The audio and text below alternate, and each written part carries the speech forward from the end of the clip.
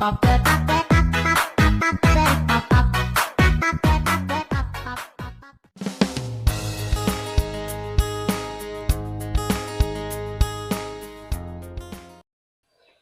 JMSI dimanapun Anda berada, yang hari ini masih menggantung ke awang-awang, mencari informasi di langit, kemudian turunkan ke bumi, naikkan ke perahu, dan kita bawa ke Gunung Katun Malai. Hari ini JMSI Tulang Bawang Barat bersama dengan Pak Saidan, Kepala Tio Gunung Katun Malai, Kecamatan Tulang Bawang Udik, Kabupaten Tulang Bawang Barat. Kenapa ada di sini? Karena ini menjadi salah satu sumber kekayaan dan menjadi satu sumber inspirasi untuk mengembangkan Tio Gunung Katun Malai menjadi Tio yang keren. Nah, check it out. Selamat siang, Pak Paloh. Selamat siang. Alhamdulillah. Apa kabar, Pak Paloh? Alhamdulillah sehat, baik. Iya. Inilah cirinya. Kalau orang yang memegang teguh apa yang menjadi tradisi dan adat istiadat juga budaya lokal yang saat ini tetap dijunjung luhur oleh beliau. Apa caranya? Yang pertama, beliau santai aja naik perahu. Saya agak ngeri-ngeri dikit. Pak Paloh, boleh cerita Pak Paloh, ini di mana kita? Saya diajak kemana ini kira-kira? Kita sekarang sedang di Sungai Batanghari atau Sungai Waikiri yang ada di aliran sungai yang ada di Tulang Bawang Barat. Ini di tepi Tio Gunung Katun Malai. Nah, jadi ini satu warisan leluhur adalah kali Batanghari ini yang memang dari zaman dulu dipergunakan untuk masyarakat untuk mencari ikan, untuk bertransportasi. Memang kali inilah yang dipergunakan. Ya. Menjadi salah satu sumber penghidupan. Sekaligus menjadi jalur transportasi. Jalur transportasi zaman dahulu. Zaman dahulu. Ya. Kemudian alat transportasinya perahu-perahu ini, Pak ya? Ya, perahu ini terus zaman dulu ada kan ketek segala macam ya. Ya, dan hari ini saya justru kepingin membahas sebuah keresahan. Keresahannya Pak Paloh. Apakah Pak Paloh juga ikut resah? Tapi tidak resah karena memikirkan aturan main, bukan juga resah memikirkan pembangunan di Tio, sistem pelayanan di Tio. Tapi bagaimana per hari ini Pak Paloh punya keresahan.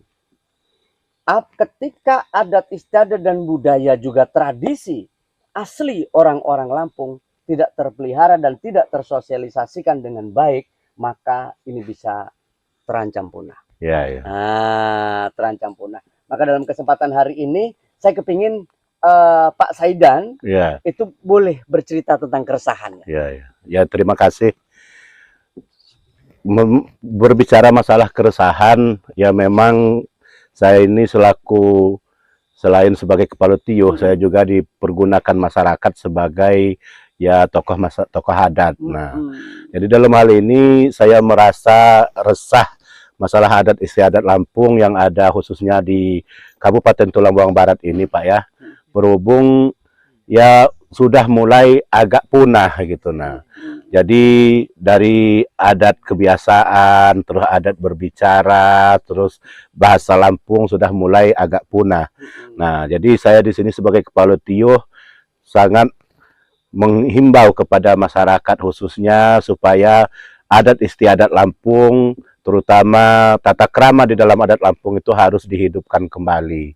Jangan sampai kita orang Lampung tetapi tidak mengerti tentang apa itu adat Lampung, tidak mengerti apa itu bahasa Lampung, tidak mengerti tata krama orang Lampung dan kebiasaan-kebiasaan orang Lampung.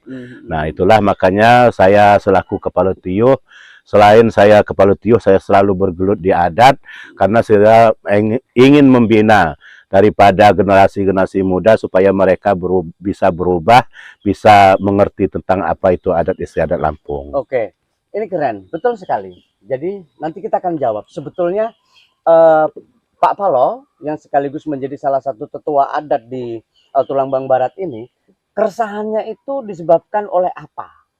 Kan begitu. Apakah mulai terkikisnya bahasa? Apakah hanya itu kan gitu? Nah, tentu ada hal-hal prinsip yang sebetulnya menjadi keresahan yang kemudian kita anggap bahwa itu perlu kita tingkatkan kembali. Kira-kira seperti apa Pak Paloh? Apa yang jenengan lihat sehingga keresahan itu bisa timbul? Kabarnya Pak 7 hari 7 malam pernah nggak tidur mikirin itu. Jadi ya salah satu yang membuat saya resah adalah dari segi bahasa, Pak.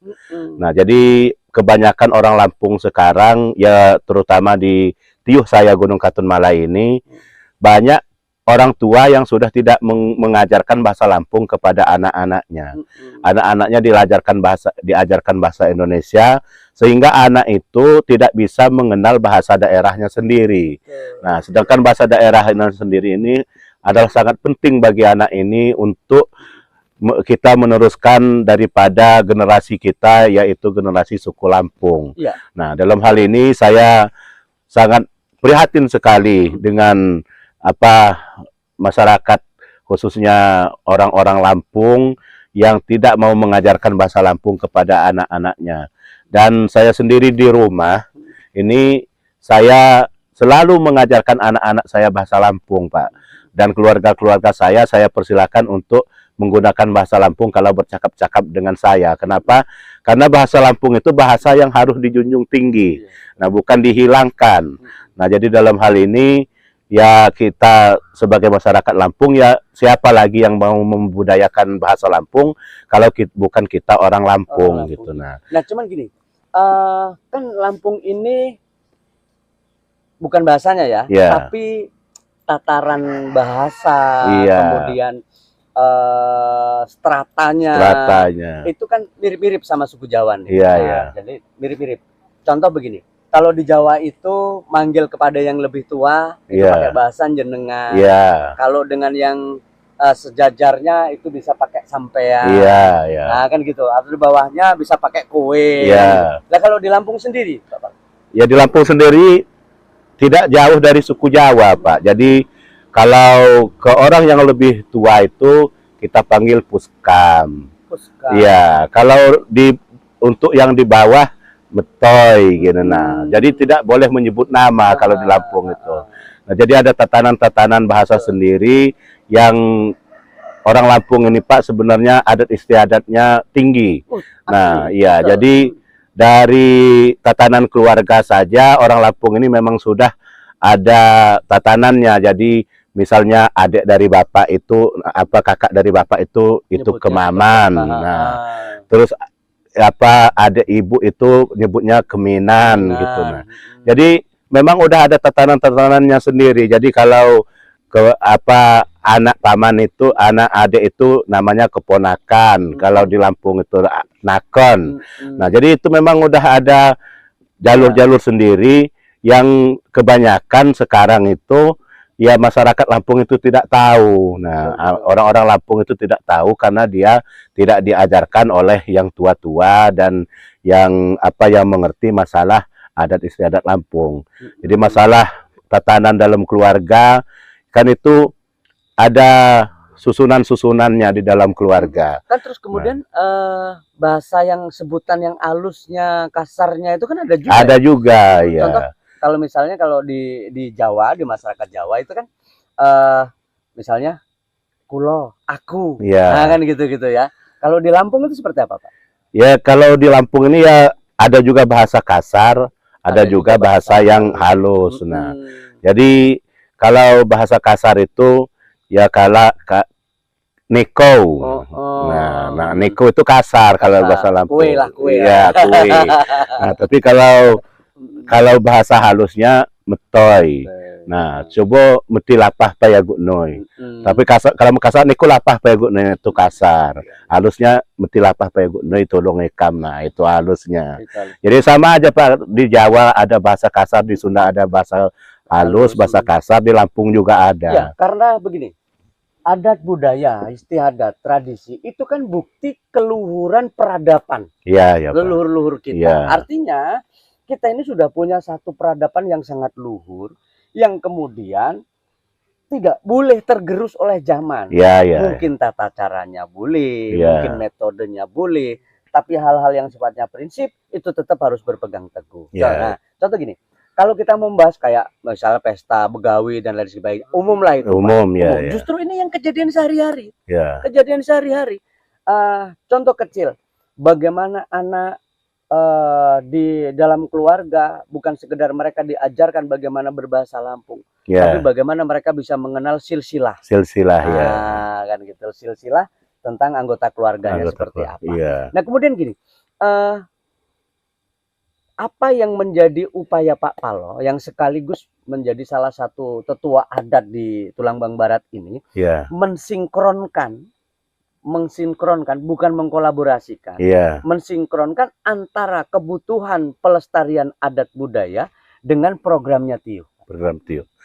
Ya, jadi kalau program TIUH ya program TIUH yang harus digabungkan sama adat itu untuk kelangsungan ataupun kelancaran daripada adat istiadat yang ada di TIUH Gunung Katun. Seperti di TIUH Gunung Katun ini banyak tempat-tempat wisata. Nah, tempat-tempat wisata seperti Benteng Sabu, terus di sini ada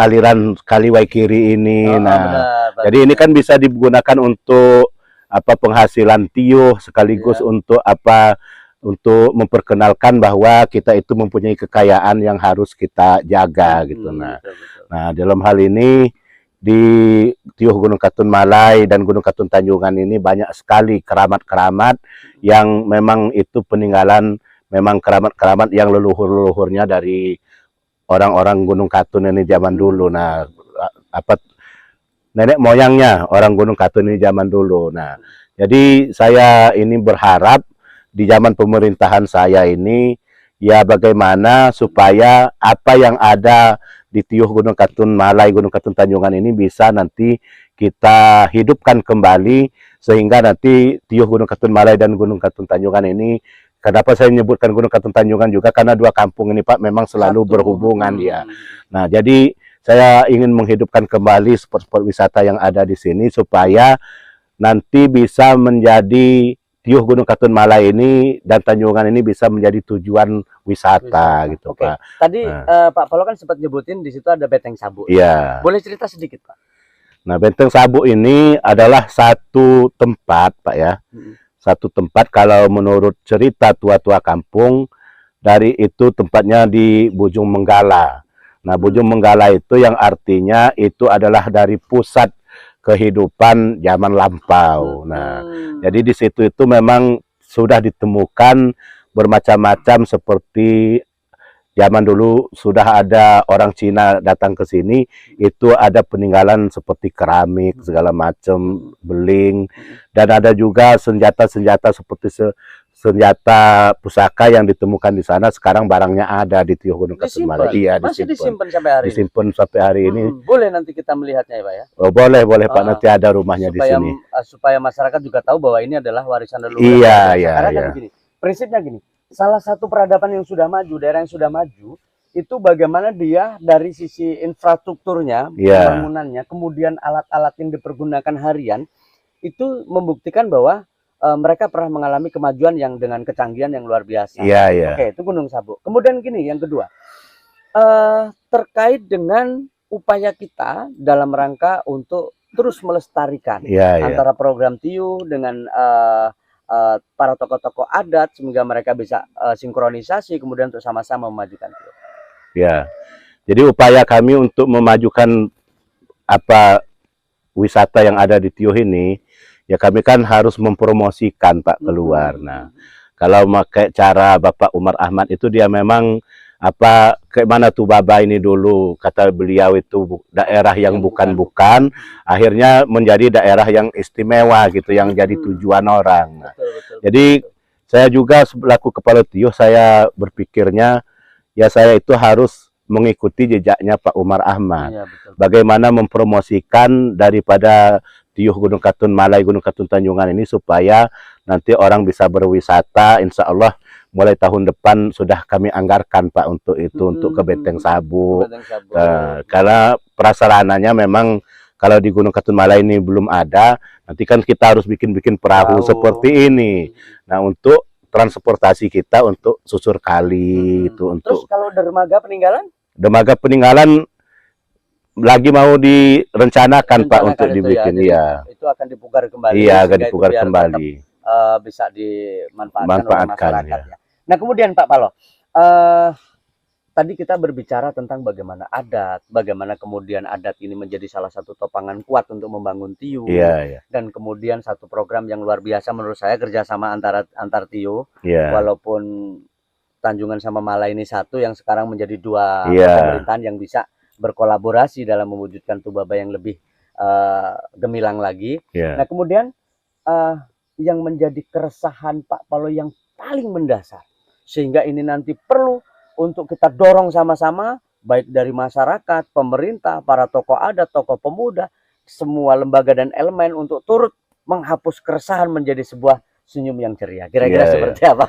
Ya, jadi saya itu mempunyai cita-cita ingin menciptakan wisata adat gitu Pak. Nah, wisata adat yang sampai sekarang saya sudah jalan 2 tahun ini dalam pemerintahan, tapi belum terlaksana gitu Pak. Jadi yang menjadi resahnya saya itu, ya bagaimana supaya orang bisa mengenal adat istiadat Lampung ini, ya bukan aja orang Lampung, orang Jawa bisa mengenal adat istiadat Lampung, orang dari luar negeri bisa mengenal adat istiadat Lampung. Jadi saya itu bercita-cita mau menjadikan Tiyuh Gunung Katunmalai ini tempat wisata adat. Jadi bagaimana cara prosesi naik pepadun, cara prosesi pepung, prosesi turun duai, itu bisa kami praktekkan di Gunung Katunmalai ini. Tetapi insya Allah nanti lambat-lambat kita ini mau saya susun, karena itu memakan dana yang besar Pak. Ya, dana cukup lumayan, dan peralatannya juga harus lengkap untuk adat istiadat. Nah, itulah yang jadi keresahan saya. Ya mudah-mudahan niat saya akan tercapai. Amin, nanti. amin, Ya, amin. Kita doakan sama-sama, karena ini adalah niatan yang sangat mulia. Niatan yang sangat mulia, karena saya punya keyakinan bahwa siapapun yang bisa nguri-nguri, melestarikan budaya luhur, maka sesungguhnya dia adalah calon-calon leluhur. Amin. Artinya gitu Pak Paloh ya. Ya. Ini terima kasih banyak Pak Paloh, kita sudah ngobrol. Tapi ke depan seandainya Warta JMSI Tubaba ini pingin sekali lagi, 2 kali lagi, 3 kali lagi membahas secara detail tentang adat istiadat, dan juga tentang cita-cita Pak Paloh untuk menjadikan Tiyuh Gunung Katunmalai ini menjadi tiyuh wisata tradisi, itu kami diberi waktu. Iya Pak, siap. Kita obrolkan bagaimana nanti apa yang menjadi keresahan itu bisa terjawab. Amin. Gitu Pak Paloh ya. Terima kasih, ini perahunya Pak Paloh. Luar biasa, tapi kayaknya hari ini tidak perlu kita menyusuri sungai. Karena ini hari libur, tapi Pak Paloh menyempatkan diri untuk ketemu dengan JMSI, dan mudah-mudahan tetap diberi kesehatan, panjang umur dan kekuatan, serta kesabaran, sehingga untuk mewujudkan Tubaba ini menjadi lebih baik lagi, kita awali dari Gunung Katunmalai. Amin. Gitu. Terakhir Pak Paloh, kira-kira pesan Pak Paloh dan tokoh adat untuk seluruh pemuda-pemuda yang ada di Tubaba. Saya sebagai Kepala Tiyuh Gunung Katunmalai berpesan, dan sekaligus pemangku adat, saya berpesan kepada pemuda-pemuda Gunung Katunmalai khususnya, dan seluruh pemuda yang ada di Tulang Bawang Barat, marilah kita bersama-sama menjunjung tinggi adat istiadat Lampung, khususnya yang ada di Tulang Bawang Barat. Dan kita sama-sama belajar, kita sama-sama melaksanakan daripada kebiasaan-kebiasaan nenek moyang kita yang hampir punah. Karena kalau bukan kita siapa lagi, kalau bukan saya siapa lagi. Oke Pak Paloh, yang terakhir, sekelumit sebagai pesan untuk kita semuanya, kenapa slogan kita, semangat kita itu menggunakan kalimat Ragem Sai Mangi Wawai. Kalimat Ragem Sai Mangi Wawai yang menjadi slogan Kabupaten Tulang Bawang Barat itu adalah menandakan bahwa kita itu harus bersatu. Harus bersatu supaya kita mendapatkan hasil yang baik gitu. Nah, jadi itulah daripada slogan Tulang Bawang Barat, Bumi Ragem Sai Mangi Wawai. Kita harus bersatu dalam semua segi supaya kita mendapatkan hasil yang baik. Alhamdulillah kita lihat semua hasil yang dihasilkan oleh Pak Umar Ahmad sekarang itu memang lebih baik. Ya, gitu. Luar biasa. Amin. Keragaman itu menjadi kekuatan dahsyat. Oke, terima kasih. Dan untuk masyarakat Gunung Katunmalai dan juga Tulang Bawang Barat tercinta, mari kita beli salam yang paling hangat untuk Anda semuanya. Salam Tubaba. Check it out.